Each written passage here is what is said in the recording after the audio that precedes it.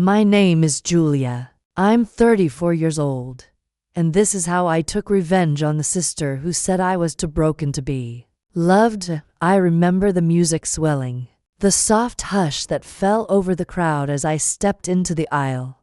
My dress flowed behind me like a whisper, my heart steady, my eyes locked on the man waiting for me at the altar. He smiled, the kind of smile that says, I choose you, always. But before I looked at him, before I took that first step toward forever, my eyes found hers, Olivia, sitting in the front row in a pale blue dress, clinging to her wine glass like it was a lifeline. Her face said everything, a frozen mask of disbelief and discomfort, like she'd just seen a ghost. And in some ways, maybe she had. Because the woman standing there in white was not the broken girl she remembered. I was whole, radiant, loved, everything she once told me I could never be. 3 years earlier, at a family dinner, Olivia had looked me dead in the eye and delivered a blow she'd probably already rehearsed. We'd been talking about relationships, casually at first, until the conversation circled around to me. Always single, always the emotional one. I laughed it off, like I usually did. And that's when she said it, with a smirk and a sip of her wine. You're just too intense. Men don't want broken women. The table went silent. My dad cleared his throat. My aunt shifted uncomfortably. And then someone, I don't even remember who, gave an awkward chuckle to break the tension. I smiled too, pretended I was fine. But that night, I cried in my car for an hour in the dark driveway. The words were playing in my head on a cruel loop. Not because they were true, but because a part of me feared they might be. That was the moment everything changed. I didn't decide to prove Olivia wrong. I decided to prove myself right. That I was worthy of love. That I didn't need to be easy or quiet or less in order to be chosen. That being intense, being real, being me, wasn't a flaw. It was power. And I spent every day since building myself back up. So when I stood at the top of that aisle, locking eyes with the sister who once broke me, I didn't feel anger. I felt victory. Quiet, glowing, unstoppable victory. I grew up in a picture-perfect home just outside Ann Arbor, Michigan. You know the type. Manicured lawn, holiday cards with matching sweaters, smiling parents who hosted perfect dinners. From the outside, we looked like a happy, tight-knit family. On the inside, there were clear lines, and I was never on the right side of them. My sister Olivia was the golden girl. Always had been. She was born polished, prom queen, valedictorian, head of every committee. She went on to become a real estate mogul before she turned 30, married a plastic surgeon, and bought a lakeside house with a wraparound porch. She was everything our parents praised. Driven, conventional, unstoppable. Me, I was the second daughter, quieter, sensitive, the artsy one. I studied literature, volunteered at local libraries, and always felt things just a little too deeply. I was the one who wrote poems in my room when I couldn't sleep, who cried during commercials, who believed in second chances and soulmates. But in our family, all of that translated into one label, *emotional*, *which, in their language, meant unstable, overdramatic, weak. In my 20s, I thought I'd found someone who saw me differently. I was engaged to a man named Chris. We'd been together for years, had plans for a modest wedding in the woods, and even toured apartments near his new job in Chicago. He was warm, charming, and said all the right things. until I found out he'd been sleeping with a co-worker for over a year. It wasn't the affair that destroyed me. It was the gaslighting, the lies, the way he made me feel like I was imagining things until the truth collapsed on me. Like an avalanche, I had a panic attack the night I confronted him. My hands wouldn't stop shaking. I couldn't breathe. I didn't sleep for days. That breakup pulled the floor out from under me. I left my job, my apartment, my future, and moved back home for a while just to stay afloat. That's when Olivia said it. Well, some of us are built for adulting.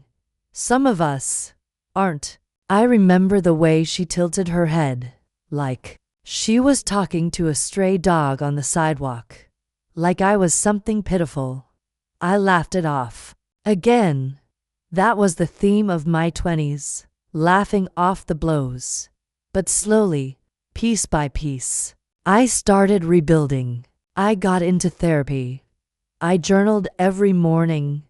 I took long walks and longer showers. I got a remote writing job editing copy for nonprofits. Not glamorous, but purposeful. I started hiking on weekends, joined a local book club, volunteered again. My life was quiet, but it was mine. Still, no matter what I did, Olivia never saw me as anything more than the family misfit. I'll never forget one birthday, my 31st. Olivia brought a gift bag with gold tissue paper. Inside was a wine glass that read, "Single, sad, and surviving." Everyone laughed. My mom said, "Oh, Liv, you're terrible." But no one said it was wrong. I laughed too. I always did. But I felt like I'd been punched in the throat. That night, I drank wine from that glass until I cried myself to sleep.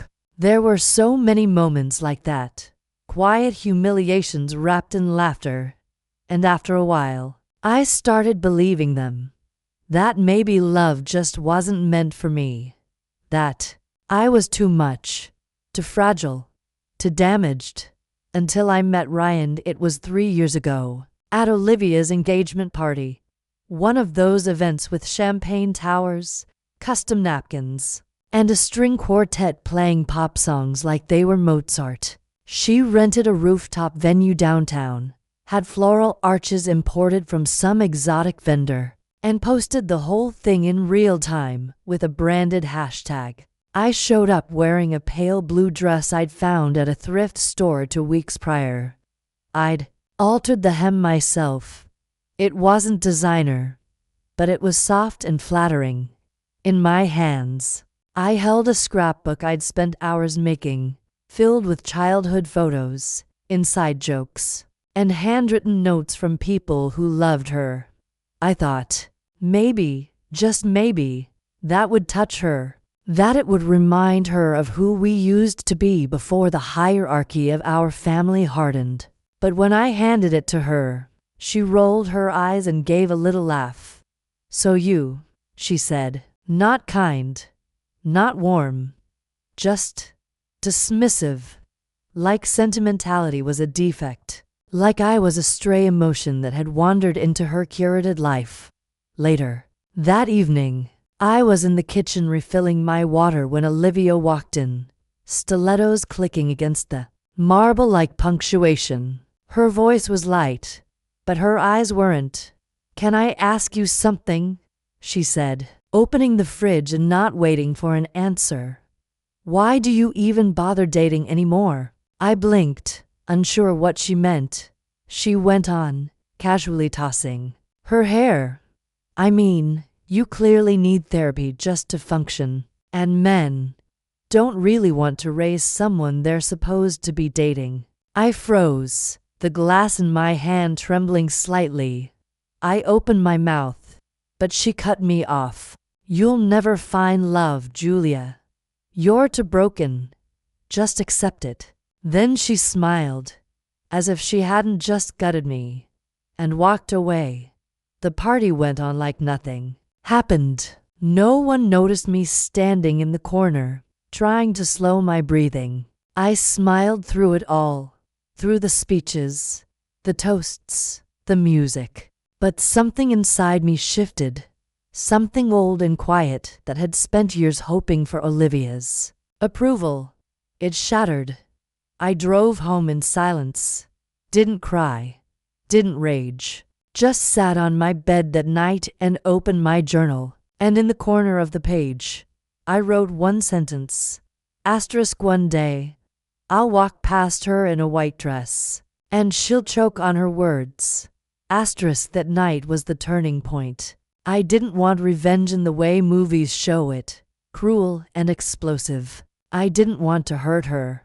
What I wanted was visibility, proof, not just to her, but to myself, that I wasn't broken, that I was lovable, worthy, strong, that I could be seen not as the fragile one, but as someone who had rebuilt herself from dust and disappointment and still believed in something beautiful. That was the night I stopped waiting for Olivia to see me and started working toward the life I wanted, with or without her belief in me. After that night at Olivia's engagement party, I stopped answering her texts. At first, I told myself I was just taking space, but space turned into silence, and silence turned into distance. I didn't make an announcement. I just stopped chasing her approval. No more family group chats. No more forced smiles at holidays. No more pretending I didn't feel the sting of her cruelty. I focused inward. I started going to therapy twice a week, this time diving deeper. EMDR, trauma mapping, the kind of work that leaves you exhausted but lighter. I began to understand that I wasn't too emotional. I was carrying years of unprocessed pain, and I wasn't broken. I was healing. I changed how I dated. No more shrinking myself to be easier to love. I wrote a new rule for myself. Asterisk, if I have to become less to be loved, it's not love. Asterisk, I joined a women's support group for survivors of emotional abuse, not just from partners, but from family. Sitting in that circle, hearing others name what I'd buried, made me feel seen. I started volunteering at a women's shelter downtown, read bedtime stories to children whose mothers were rebuilding, helped organize book drives, and led journaling workshops. For the first time in years, I felt useful, whole, like maybe, just maybe, I was enough exactly as I was. That's when I met Ryan. It wasn't fireworks at first. It was something gentler. He asked good questions, listened without fixing, didn't flinch when I told him I had panic attacks sometimes. On our third date, I confessed that I was in trauma recovery and had trust issues. He nodded and said, "Thanks for telling me. That makes you strong, not broken." I wanted to believe him, but I still carried Olivia's voice in the back of my head. So I tested him. Subconsciously, I pulled back when things got too good. I waited for the moment he'd call me too much or not enough, but he never did. One night, I broke down, triggered by something small, but the tears came like a flood. I cried in his arms for 40 minutes, ugly and honest, and he just held me. No shame, no fixing, just presence. When I finally pulled away, I said, "Sorry, I know I'm a lot." And he looked at me, eyes steady, and said, "You don't have to be okay for me to love you." That was the moment I knew this was real. A year later, he proposed while we were on a hike. Just us, overlooking a quiet lake. No theatrics, just, "You've made me a better man. Will you let me love you for the rest of our lives?" I said yes before he even finished. The next few months were a blur of wedding planning, flower decisions, guest lists, finding a dress that felt like me. And then, one morning, I saw it. A text from Olivia. "Heard you got engaged. Shocking, honestly. Hope he knows what he's signing up for. I didn't respond. I didn't even feel the old sting. I just smiled, because I already knew what kind of wedding I was going to have. And I knew Olivia would be there, front row, not to hurt her, to show her the life she swore I'd never have. I curated everything with intention. Our guest list was full of people who'd seen me rise. My therapist, my book club, the women from group. We added a mental health resource table in the foyer with free pamphlets, a therapist referral sheet, and tiny affirmation cards. Our table centerpieces weren't flowers. They were stacked books and handwritten poems about survival, love, and healing. I hired a spoken word artist to perform during the reception, a young woman I met through the shelter, who wrote a piece titled *Not Broken, Becoming*. Even our vows broke the mold. Ryan and I wrote letters to each other about the ways we'd been wounded and how we'd chosen to love anyway. We printed them into a little booklet and left them on each chair. My wedding dress wasn't white.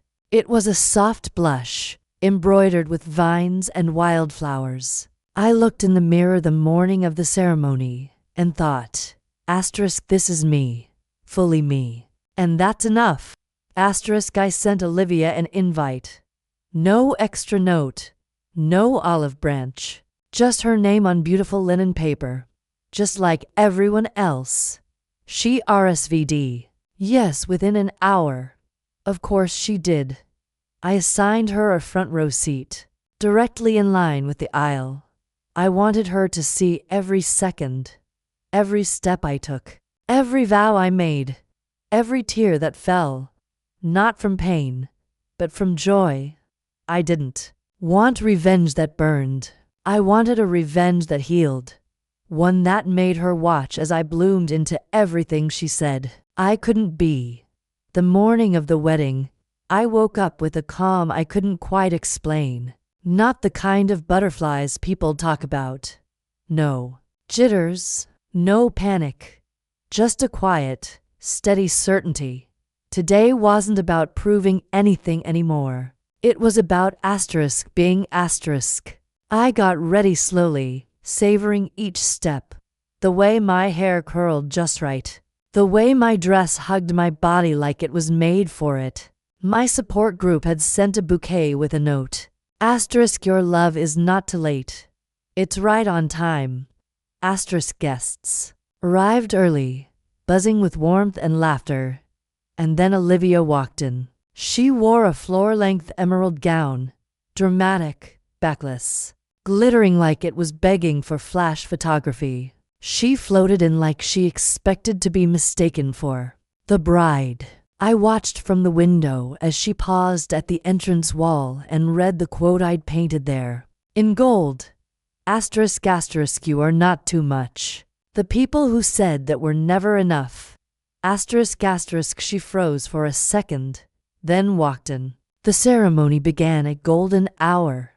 The light hit just right, bathing everything in soft amber. I took my first step down the aisle, my hand holding tight to my father's.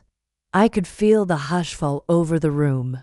Eyes welled, people smiled, and there she was, Olivia, sitting front row, expression unreadable. I didn't break eye contact. I didn't flinch. I kept walking. Our officiant was a friend from the women's shelter, a quiet powerhouse, who had seen me break and rebuild. She read my vows out loud because I couldn't trust myself not to cry. Greater than to the girl who thought she was unlovable. To the woman who proved herself wrong. You didn't need to be less. Greater than you just needed. More love. The kind that didn't ask you to apologize for existing. There were audible gasps. I saw my old therapist dabbing her eyes. Ryan never looked away from me. I was shaking, but not from fear, from power. Later, at the reception, my best friend gave a toast. She raised her glass, voice trembling. Greater than to Julia, for proving that healing is the best kind of power. That softness isn't weakness. That becoming yourself fully is the loudest kind of revenge. People stood to clap. Some were crying. Olivia sat stiff, her smile brittle, untouched wine glass still full. She tried, once, to lean over and whisper something snide during dinner. Something about how the decor was very on brand. But Ryan didn't even let her finish. He looked her dead in the eye and said, "Greater than she's the strongest person I know. You don't get to shrink her anymore." That was it. Olivia stood up quietly about 20 minutes later and left without saying goodbye. No dramatic exit. No tears. Just gone. I watched her walk out the door and felt nothing but relief. She disappeared from view. And I turned, smiling, into Ryan's arms as the music swelled. We danced under the stars, barefoot on the lawn, laughter mixing with the melody, and in that moment, I knew the truth. I didn't need her approval. I never did. Weeks passed after the wedding, and Olivia never reached out. No apology, no explanation, just silence. But instead of feeling hurt, I felt free. There was no more space in my life for her voice, her jabs, her approval. I had already said everything I needed to say, not in words, but in the way I walked down that aisle, in the way I held myself, in the way I chose to love without fear. One afternoon, I got a message on Instagram. It was from one of Olivia's oldest friends, someone who used to laugh a little too hard at her jokes, who once told me, "You're so brave, just too much sometimes." The message said, "I never really saw you before. That wedding changed something in me. Thank you for being who you are, unapologetically." I stared at it for a long time, not because I needed the validation, but because it reminded me that our stories ripple, that showing up as yourself, even in the face of ridicule, gives other people permission to do the same. I started mentoring a few younger women I'd met through the women's shelter and support group. Most of them had complicated family stories, especially with sisters. We called it the sister wound. That ache of not being seen, not being protected, not being believed. I didn't have all the answers, but I had experience. And I had love. Eventually, a mental health blog picked up my story. They called it Healing Out Loud. One woman's journey from shame to strength. I gave the interview without a fake smile, without downplaying my past. I told the truth. Even the messy parts. Especially the messy parts. I started writing differently after that. Not just for work, for myself. Honest essays, journal entries, long, real conversations with people who mattered. I stopped editing my emotions, stopped apologizing for my softness, stopped shrinking. My revenge, I wrote in my journal, was never about making her hurt. It was about showing up fully, even when others tried to erase me. And when Ryan and I finally left for our honeymoon, a quiet cabin in Maine, surrounded by trees and silence and stars, I left my phone behind. No calls, no updates, no checking in. I didn't need to know what Olivia thought. I didn't need her to understand. I had already closed the door, and in its place, I'd opened 100 others. One quiet evening, with rain tapping gently against the windows, I curled up on the couch and opened my laptop. I hadn't watched the wedding video since we got back from our honeymoon, but something in me needed to revisit it.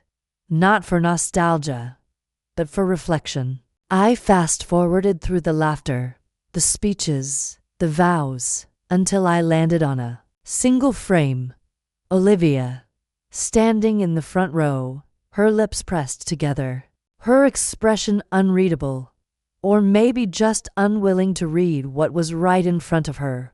I paused the video.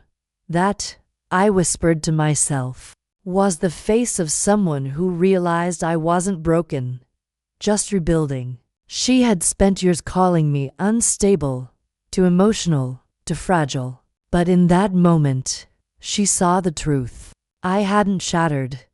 I had transformed. I gently closed the laptop and stood up, the soft creak of the floorboards guiding me down the hall. I opened the door to the nursery, where the nightlight cast a golden glow across the room. My daughter lay peacefully in her crib, tiny fists curled, chest rising and falling in steady rhythm. A whole new beginning, wrapped in warmth and breath and hope. I leaned down and brushed a kiss across her forehead. One day, I whispered, when someone tells you you're too much, you'll know they were never enough. Because now I knew better. I had learned to stop asking others to define my worth.